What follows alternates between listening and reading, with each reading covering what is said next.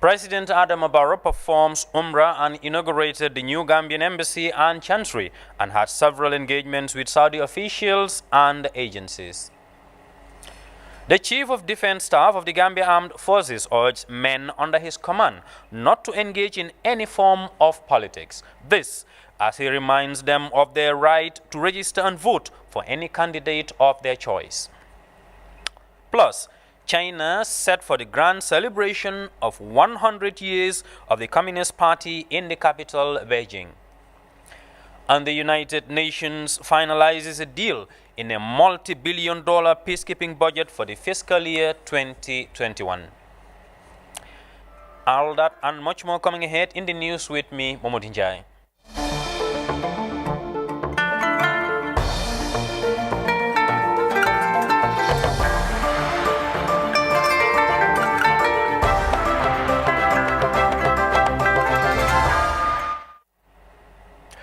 The President, His Excellency Adama Barrow, on Tuesday concluded a 7-day state visit to the Kingdom of Saudi Arabia, where he performed Umrah and inaugurated the new Gambian embassy and chancery.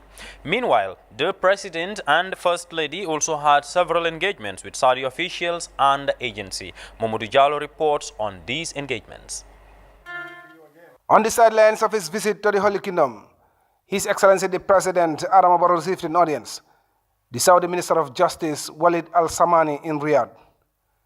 The two sides discussed possibilities of strengthening the existing cooperation in the areas of training and capacity building for judicial staff. Discussed areas of possible collaboration, how we can develop our bilateral relationship between the two ministries.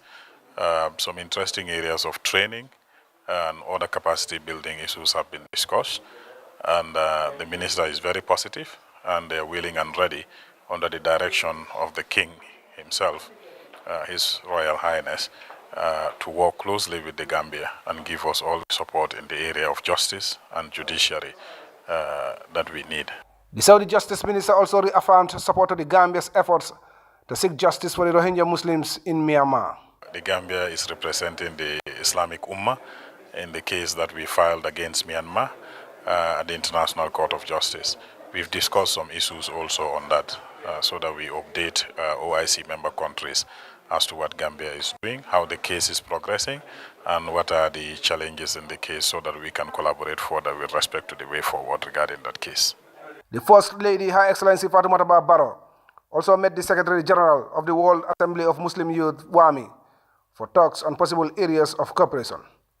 Speaking to GRTS after the closed-door engagement, the Secretary General, Dr. Saleh bin Suleiman Al-Wahibi, disclosed that they had signed an MOU with FAB to cooperate in areas of education and healthcare.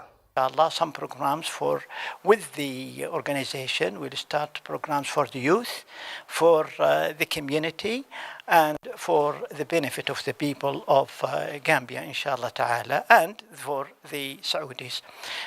We hope, inshallah, this relationship will be growing, continuing for the welfare of the people all, inshallah ta'ala. In a separate engagement, the First Lady received an audience the Chief Executive Officer of the Al-Bassam Foundation, Dr. Imad bin Abdullah Bukhari.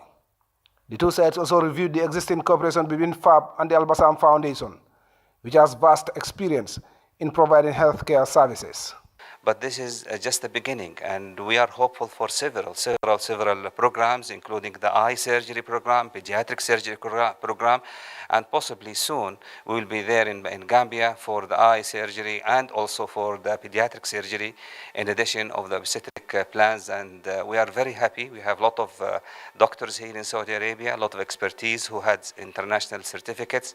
We are very pleased, and actually we are very thankful to the welcoming and the support of Her Excellency the First Lady to give us the invitation, to give us the honor of visiting our second family, second home in Gambia. The First Lady welcomed the meeting as an important step towards strengthening the Gambia's health system, which needs expertise and support from partners. I decided to partner with Saudi Al-Bassam because our healthcare is to my standard, it's very low, and if I want to go to another standard, I need to partner with people like them so they can help us to elevate our health system. it will help because I know they are determined to support us in all kinds of expertise that we need, and I know they are ready. It's because of the pandemic, not that they would have started a long time ago. She concluded by reaffirming her commitment to supporting Gambians, particularly women and children, expressing hope that the meeting will yield positive results for the country. Mamadou Jallo, GRTS News. The Gambia's army chief has urged men under his command not to engage in any form of politics, but emphasized that it is their right to register and vote for any candidate of their choice. The Chief of Defense Staff, Yakuba Drame, made these remarks during the second leg of his ongoing tour of military installations across the country. Aissatou Keita has the rest of that story. It is the third day into the second leg of the CDS Drame's tour, which is now into the West Coast region. Same format, similar but diverse messages to the men and women in khaki, as the top army chief aims to make the Gambia Armed Forces a professional force to be reckoned in the sub-region.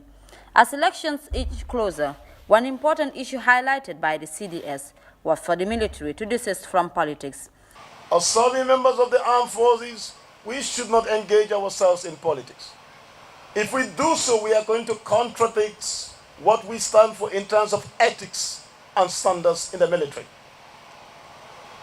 Military all over the world, they are not active or passive, wrong, active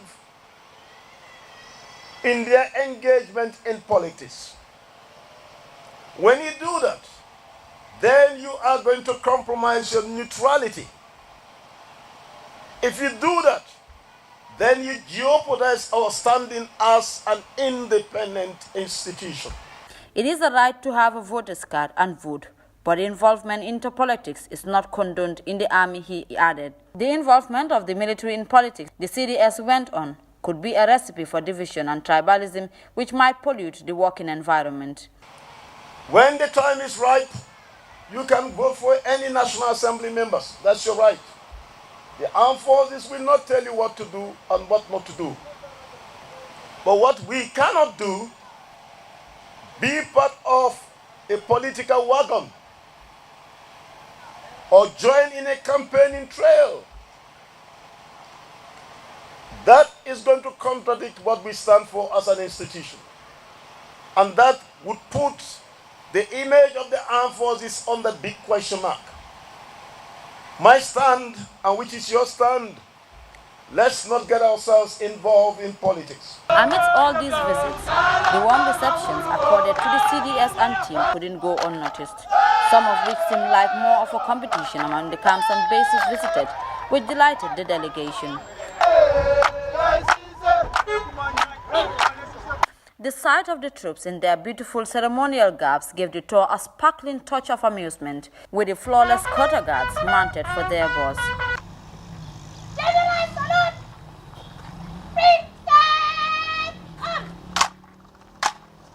From the slope arm, the prism arm, and the hold, this performance by the soldiers demonstrates their mettle in the different military drills, much to the satisfaction of the High Command. This signifies the satisfaction of his men as they came face to face with their boss. Well-timed, exciting and thought-provoking, this is a critical first step by the Gambia's top military chief to rebuild trust and confidence in the army, which is in line with the ongoing security sector reforms. For GRTS News, this is Aissatou Keita. The Ministry of Fisheries, Water Resources and National Assembly Matters has received 4 automatic weather stations from the European Union through the United Nations World Food Programme. The presentation is expected to enhance the timely and accurate sharing of weather and climate information. In the Gambia, Fatou Janimbai reports. Widely known for its humanitarian assistance of food distribution to vulnerable families across the world, the United Nations World Food Programme has today presented 4 automatic weather stations to the Ministry of Fisheries, Water Resources and National Assembly Matters. The brief ceremony held at its warehouse in Joshuang is composed of items worth $6.6 million funded by the European Union. The automatic weather stations will further enhance the weather forecast capacity of government to initiate early warning mechanisms. Yasuhiro Sumura is the country representative for the World Food Programme in the Gambia. He said that the Gambia is vulnerable to seasonal shocks and natural disasters aggravated by climate change effects, such as floods, windstorm, irregular rainfall patterns, amongst others. This, over the years, has impacted negatively on people's lives and livelihoods.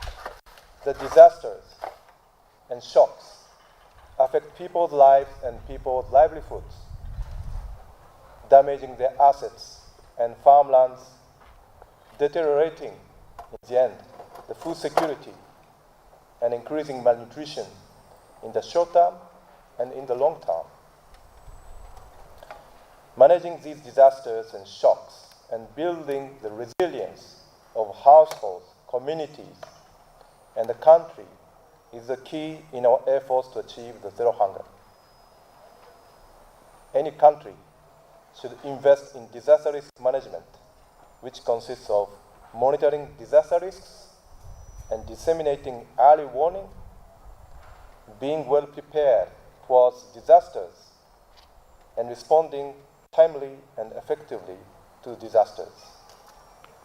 Mr. Sumura also spoke on the work of the WFP in the Gambia and new initiatives to diversify their developmental approach. We are here to reach the poorest people, those who had lost their houses and assets due to floods and windstorms, hungry children attending schools, malnourished mothers and children with food assistance. WFP has always been with the people of the Gambia through its food aid for more than 50 years, since 1970. Over those years, things have changed. The country has changed. And the role of WFP is also changing. We are more focusing our efforts to help the government and people of the Gambia in putting in place a sustainable system to safeguard its own food and nutrition security, which is the second goal of the Sustainable Development Goal, zero hunger. James Gomez, the Minister of Fisheries, Water Resources and National Assembly Matters, thanked the World Food Programme for the support. Minister Gomez went on to say that part of his ministry's mission is to provide timely and accurate weather and climate information to the public to safeguard the population, thereby promoting food security. The Minister of Fisheries, Water Resources and National Assembly Matters has been strengthening its ability to monitor and forecast weather and climate over a number of years, and have successfully released regular weather forecasts, early warning bulletins, and has set up listening groups throughout the Gambia so that Gambian farmers and citizens receive more timely and accurate weather information. These 4 additional weather stations would be located across the country, namely in Kerawan, Janjambure, Basse, and Ginoy. My ministry will be able to increase the accuracy of our forecast and monitoring, making Gambia safer and better informed. With timely information, lives can be saved and farmers' yield expected to be maximized. The importance of providing this timely and accurate information is critical for all Gambians, so that crops are planted at the appropriate time to prepare for heavy rains and drought, as well as to manage high temperature and humidity that can cause harm to the most vulnerable. The automatic weather stations will be located across the country, namely in Kerawan, Janjambure, Basse, and Ginoy. The stations are expected to play a crucial role in monitoring and forecasting timely weather and climate information in the Gambia. Reporting for GRTS News, I am Fatu Janembai. The Imam Buhari Center for Islamic Studies and Humanitarian Foundation recently inaugurated a borehole at Ker Ardo in the North Bank region. Khadija Tujalo witnessed the inauguration ceremony, and this is her report.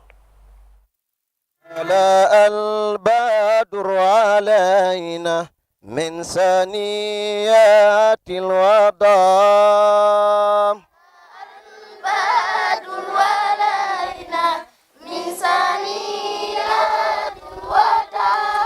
Officials of Imam Buhari traveled to the North Bank region to present gifts to school-going children as well as inaugurate a solar-powered borehole the organization constructed for the community of Kir Ardo.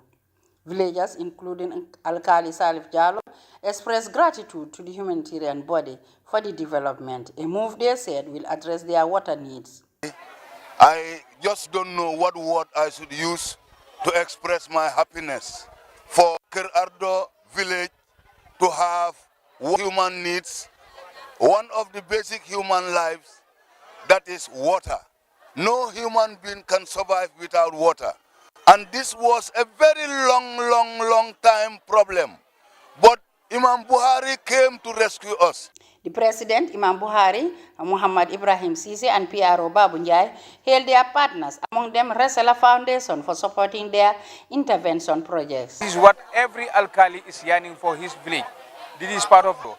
So we thank Imam Buhari, Center for Islamic Study, and all those who supported Imam Buhari, especially Resala and other foundations that normally stand on our side to help us to achieve our aims.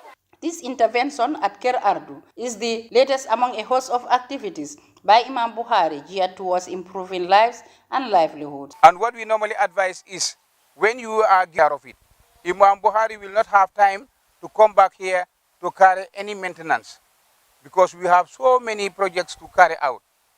Khadijatu Jallo, reporting for GRTS News.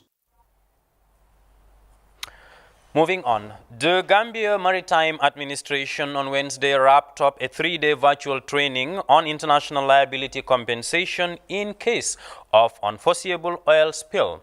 The virtual convergence brought stakeholders from various institutions, including international partners. The Director General of the Gambia Maritime Administration, Karamo Bakari Jane, called for collaborative efforts to preserve the environment and protect it from threats such as oil spillage. Let's take a listen. And in the Gambia Maritime Administration, our motto is, we are together, and together we are stronger. Simply means that there is no one institution that can take care of any oil spill incident. It has to be a collaborative and a concerted effort for all stakeholders. And we assume that this thing will continue. There will be a lot of collaboration and coordination among ourselves to ensure that we are able to overcome whatever difficulty we may have at any time. Although we do not pray for it, but it could likely occur, especially when we start exploring oil here and there. But so the best thing for us is you build the capacity before it happens. Then you get prepared, and forever we shall be together as one. Director General of the Gambia Maritime Administration there, Karamo Bakari Jane, talking to GRTS. And now we go to our short break. Stay tuned. Imagine your life without connection.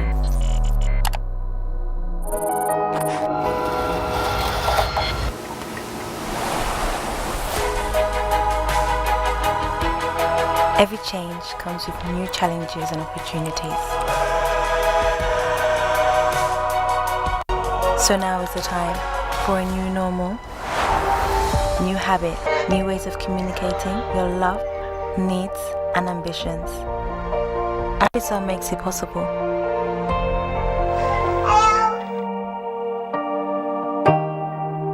Staying apart, together, with one heart. And now a quick look at our top stories before we take leave of you. President Adama Barrow has performed Umrah and inaugurated the new Gambian embassy and chancery and had several engagements with Saudi officials and the agencies.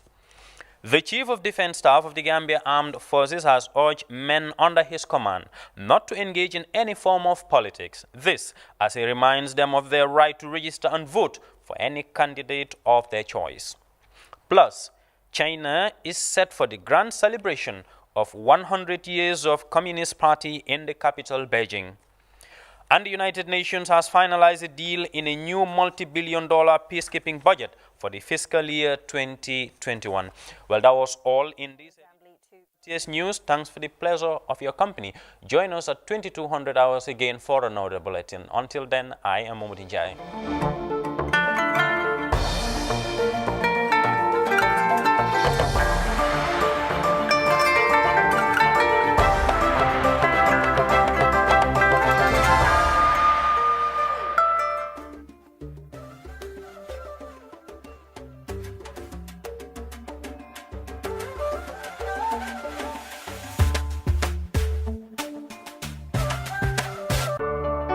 For the first time in the history of the Gambia, Gambia Printing Publishing Corporation proudly introduces the Biliomatic exercise book printing machine. The machine has the capacity to print more than 20,000 books per hour. Yes, 20,000 books per hour. It also prints magazines, newspapers, calendars, flyers, normal books and all kinds of printed documents plus items at affordable prices. With the Biliomatic printing machine, GPPC can now render high quality and non-size restricted printing service supply across the sub-region. Rush now and partner with GPPC for all your public and private printing service needs. Print with us today and you'll be offered highly professional, reliable and efficient service delivery by our team of experts. The Gambia Printing and Publishing Corporation is here to meet all demands and is reliable at all times. For more info, contact us on 437-4493 or 437-4402. GPPC is Gambian and it's yours. You can now benefit from up to 60 minutes for free by using your AfriMoney account. You need to subscribe to the Stay Safe Mix Bundle using your AfriMoney account and receive free AfriCell to AfriCell minutes valid for 7 days. To activate, dial *777#, select buy data bundles and pay. $150 is only to enjoy 1.5 gigabyte, 60 minutes of on-net calls and 3,000 SMSs valid for 7 days. Or $10 is to only enjoy 40 megabytes, 2 minutes of on-net calls and 100 SMSs valid for 7 days. Where AfriCell goes, nobody dares to follow. In a country always thirsty for more, a team of superheroes with special powers unite to redefine the way we are connected. Big Barbara Mbagasi steps up your communication with the DOK service, giving you 1,000 minutes of talk time to one special person for $150 is only, valid for 1 month. Enjoy your talk time. Type SUB and send by SMS to 135 to activate the TOK service. AfriCell got office with the power to change the world.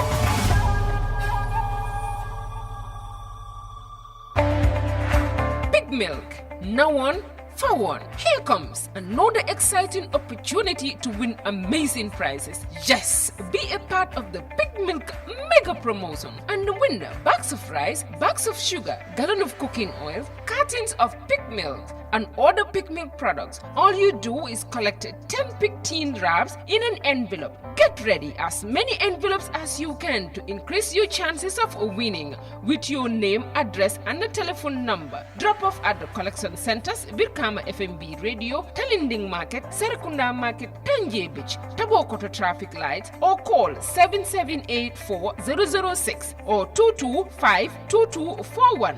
When it comes to milk, it's gonna be big. New look, same taste.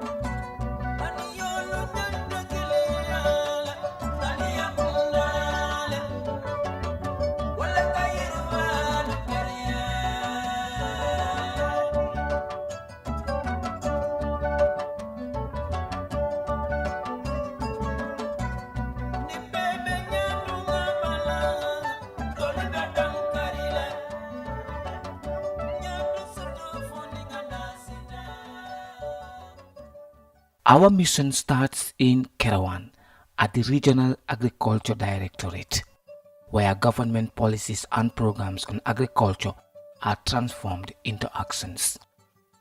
For centuries, the Gambia and her people have been relying on agriculture for survival and economic growth. Feeding the population since time immemorial were farmers, who still form the chunk at the bottom of the social ladder.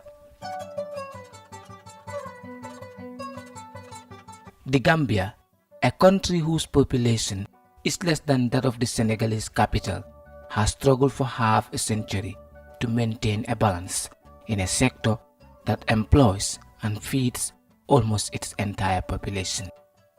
In this two-part series, we will try to examine the Barrow administration's plan for the agriculture sector. From its groundbreaking policies and programs, as well the implementation of those programs and policies, and finally, the country's food self-sufficiency drive.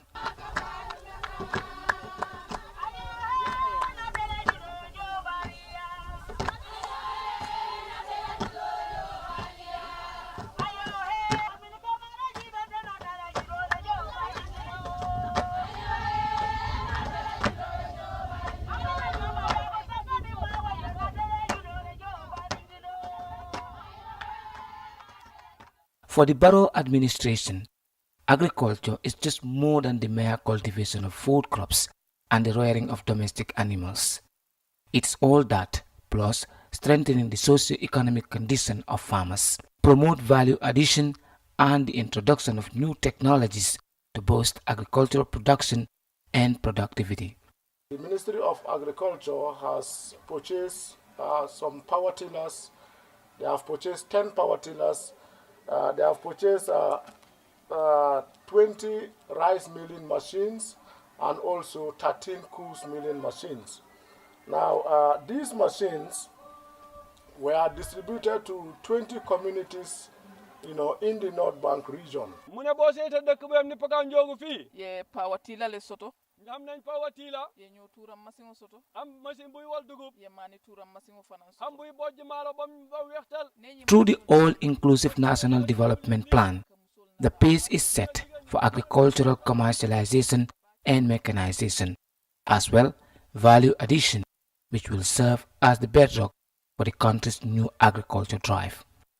Government, through the Ministry of Agriculture, has also purchased some farm machineries for the office, for the regional office here in Kedewan. And these machineries are actually meant to boost production and productivity. The Gambia government and its development partners, such as the Food and Agriculture Organization of the United Nations and the European Union, have all continued to support every component of the NDP, especially on the development of agriculture in the country. FAO is a key partner in terms of agricultural development in the Gambia. And we work very closely with FAO, and they have contributed a lot towards agricultural development in the Gambia. They have contributed a lot towards food security in the Gambia. To this drive, youth empowerment and entrepreneurship skills acquisition in the regions remains an integral part of the equation. The Youth Empowerment Project that came in 2016, supporting young people to understand that they can own their own businesses and grow. Around 2019, of course, EU advanced its support, where they also brought some institutions. These institutions combined together form what is called the Techie Fee. Many projects and programs operating in the rural areas are designed to support youths and women in agribusiness and entrepreneurship skills acquisition. Serifo Mboj of the National Youth Council took us through the various youth support services currently under implementation in the North Bank, many of which are directly connected to agriculture. Yes, Gambia Some High initiative.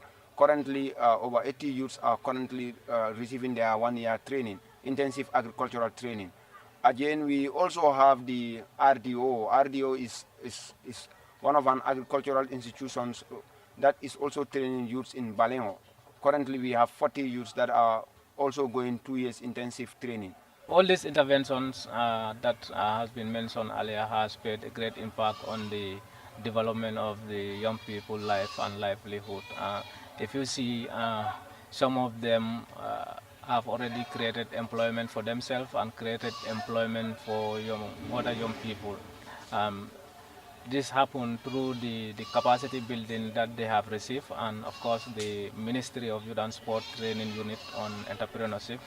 Several youths in the region, including returnees and dropouts, have their capacities built and their lives and livelihoods transformed through grants and loan revolving schemes available to them in the region. We've been working with communities because under IOM, if you're deported or maybe you had an accident, you're not eligible for a reintegration package. But we've been working with them based on a community project, and it has gone a long way. They've received trainings, entrepreneurship training. 2 batches have received entrepreneurship training, and even outside IOM, they could use those certificates to look for funds using this TechIFI projects, the YEP, and every other component of the TechIFI project. IMVF have done a very good job to us, especially people around this North Bank area. It's something that that is very good and is encouraged because we the young farmers, the young women, that we have been doing this garden for a long time, and if we could have this support from them, so we really appreciate it. Within 2016 onwards, we've seen a lot of projects that are targeting youth, especially in the agro business. We've seen young entrepreneurs who receive these agro grants. Some are doing their poultry, some are doing processing, some are doing animal husbandry, some are doing other livelihood ventures, value addition, so as to enable them to have a gainful employment.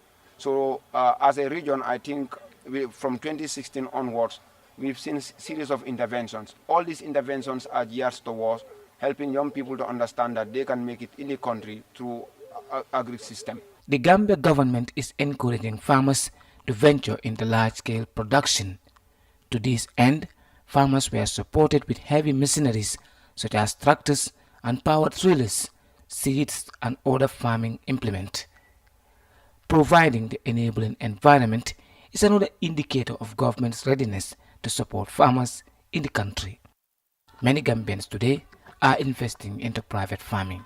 A prime example is Lamin Camara, Gambia's deputy ambassador to Bissau Guinea, and he is running one of the biggest private farms in the Upper Nyome district. We should all venture into agriculture, into other activities, maybe not necessarily only agriculture. But then if you have other alternatives in terms of work and activities, you create savings for yourself. We the economists, we believe in that. My students are out there. Aggregate demand is C, consumption plus investment plus government spending and net export. That is the economy of a country. Now, economy of a country, this cannot be created when consumption is not generated. You don't save, you don't invest. So how you are able to create savings is very critical in the development of a human being. These are what I call new type of farmers, emerging farmers. So if you have the capacity and the resources, you should go back to the land and invest there. This is the only way we can tackle our long-term enemy, our long-term pandemic, which is hunger. Combine harvesters were donated to the Nema Choso project to farmers at village levels. The aim is to boost production and productivity and furthermore reduce post-harvest loss. Migrating from the traditional methodologies of farming to modern techniques requires sound policies and programs. The Department of Agriculture has designed a new vibrant extension policy and also increased the number of extension workers to communities in a bid to empower farmers with knowledge and skills on the new trends of agriculture. If you look at our agricultural policies and the National Development Plan, these are some of the things that are captured in those policies. We try to diversify in the sense that we should not only rely on one crop, but when we diversify, if there is a failure, you can always rely on the other crop that you have grown. As we speak now, we are trying to redeploy the new